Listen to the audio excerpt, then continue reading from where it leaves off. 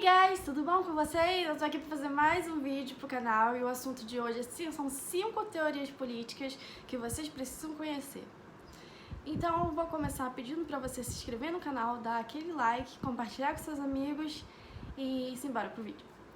Bom, enfim, a primeira teoria política que eu venho trazer aqui pra vocês é a teoria política de Platão, que é um filósofo da Idade Antiga, que escreveu diversos diálogos, dentre eles ele escreveu A República, e nesse livro A República, onde por meio de seu personagem Sócrates, que foi o seu mentor, ele escreve como seria uma sociedade ideal, ou seja, é uma teoria na qual a gente vem tratar de uma noção idealizada de justiça. O que a justiça ela deve fazer pela cidade? Pois bem, ele analisa que nós temos 4 virtudes nos quais a gente deve seguir para a gente ser justo, que são a moderação, a coragem, a sabedoria e a própria justiça. A moderação, ela é o equilíbrio que nos dá... Corta isso de novo, Edson. A moderação, ela é o equilíbrio que o indivíduo tem para ele agir em diversas situações, sejam essas situações as mais difíceis possíveis, emocionalmente instáveis e etc. A coragem, ela é aquilo que dá ânimo para agir de frente para essas situações difíceis, as quais a vida ela exige do indivíduo. A sabedoria, ela é a maior de todas as justiças. Corta isso, a sabedoria é a maior de todas as virtudes, porque ela justamente a virtude no qual ela constitui a essência de todos os conhecimentos do indivíduo. Enquanto que a justiça, ela é aquilo que vai trazer a consciência para o indivíduo de seguir a lei e as normas, e é aquilo que vai tornar todos os homens iguais entre si e vai fazer com que a polis seja justa. Essa é uma noção que Platão tem de uma sociedade opulenta e que pode ser que viva uma vida feliz e seguir essas virtudes. A segunda teoria política que eu quero que vocês conheçam é a teoria política de Aristóteles.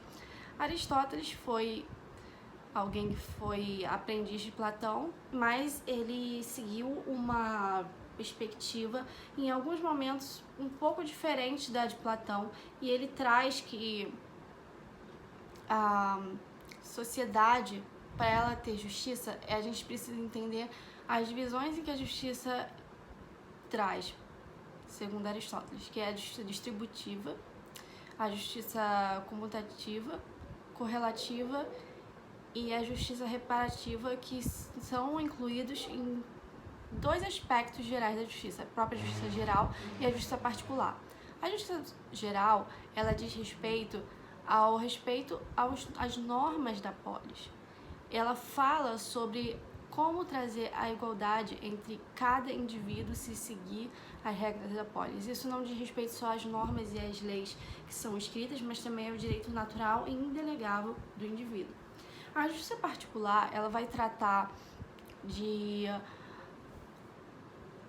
digamos que, colocar todos os indivíduos como iguais entre os outros, como alguém detentor de direitos e de deveres. Mas a justiça particular, ela se divide, como eu bem expliquei, entre correlativa e distributiva. A justiça distributiva, ela vai tratar da repartição e das distribuições de bens de acordo com o mérito de cada um. Enquanto que a justiça correlativa, ela vai dizer respeito às transações voluntárias dos indivíduos, das quais são regidas por uma terceira pessoa, e essa pessoa é o juiz. A justiça correlativa, ela também se subdivide entre 2 outras justiças que eu já tinha falado antes, que é a justiça comutativa e a justiça reparativa.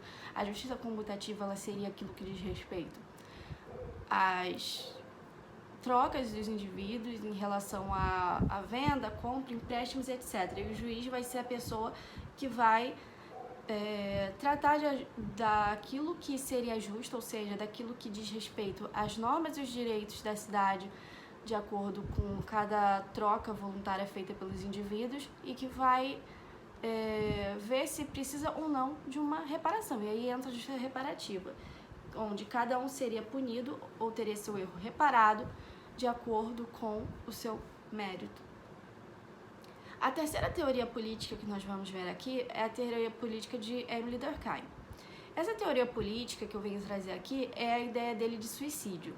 Antes de tudo, é necessário explicar que Durkheim é um seguidor de uma corrente da filosofia que seria o coletivismo metodológico.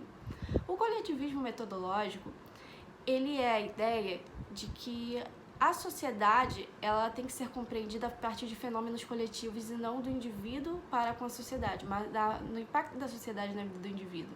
E é assim que Durkheim ele define o suicídio como um ato que tem por consequência causar a morte de um indivíduo e que foi feita por ele mesmo, tendo trazido boas ou mais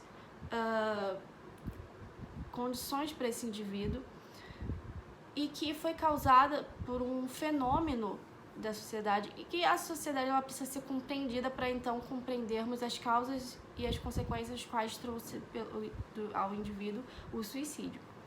A quarta teoria política que nós vamos ver aqui é a teoria política de John Rawls. John Rawls foi um filósofo que surgiu ali na Idade Contemporânea, mas que tem um impacto com a filosofia moderna, na qual rompe com a tradição antiga e medieval que acreditava que o bem existia sob uma ordem cósmica. Essa ordem cósmica acreditava que o bem ele simplesmente era existente e que nós deveríamos seguir essa ordem cósmica que vinha de Deus. Mas John Rawls ele vai romper com isso, ele vai seguir as ideias modernas do filósofo Kant, que diz que essas condições de bem, elas são construídas, elas são objetivamente construídas porque o indivíduo ele tem interesses concretos, ou seja, interesses concretos seriam esse bem objetivamente buscado pelos desejos do indivíduo e não algo que já existiria na ordem cósmica e independente do que o indivíduo gostaria. Devo constatar também que a teoria de John Rawls é uma teoria individualista metodológica, ao contrário de Durkheim. O individualismo metodológico, ele seria uma ideia de que a sociedade ela tem que ser compreendida a partir das questões gerais que concernem ao indivíduo. E essas questões, elas vão dizer a respeito do que o indivíduo é na sua essência. E é a partir disso que John Rawls ele cria uma teoria que se chama construtivismo político-moral, na qual nós entendemos que existe uma disputa das dinâmicas da sociedade, nas quais ele descreve, ou seja, para ele compreender o fenômeno das normas, ele primeiro descreve que existe uma disputa pelos recursos jurídicos e esses recursos jurídicos eles devem ser guiados pelo aquilo que é objetivamente bom para aqueles indivíduos nos quais estão inseridos dado esse contexto da sociedade. A última teoria política que eu vou falar é a teoria Rothbardiana da anatomia do Estado.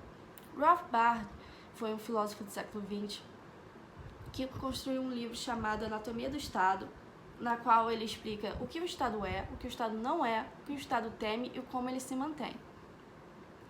Essa teoria busca dizer que o Estado ele seria, na verdade, um parasita que se aglutina na sociedade para tentar sugar os impostos dos indivíduos e, por meio da sua força, pois o Estado detém o monopólio do uso da força, ele se impregna na vida dos indivíduos, dessa sociedade, e ele, por meio das suas leis, ele coage esses indivíduos a viverem entre eles. Então, nunca teria existido um contrato social, essa é uma forma como o Estado se mostra. Isso é o que o Estado diz que ele é, mas ele não é alguém no qual entrou em um contrato, um acordo com a gente. Então, Rothbard vai explicar que os impostos seriam uma forma de roubo, porque o Estado é como se fosse uma gangue de ladrões, nas quais a gente nunca entrou em nenhum tipo de acordo, e ele toma o que é nosso por meio da força. Mas não é a força que mantém o Estado a princípio. O que mantém o Estado a princípio é a sua propaganda ideológica, ou seja, ele se vende como um agente de serviço social, principalmente, mas ele, na verdade, não é isso. Ele, na verdade, é a organização dos meios políticos, que são os meios da força. E, por meio da força, o Estado se mantém divulgando a si mesmo como algo que ele não é. Bom, é isso, pessoal. Eu espero que vocês tenham gostado do vídeo. Faça tudo aquilo que eu te pedi no início, de curtir, comentar, compartilhar com seus amigos, se inscrever no canal. E muito obrigada por essa participação. Beijo!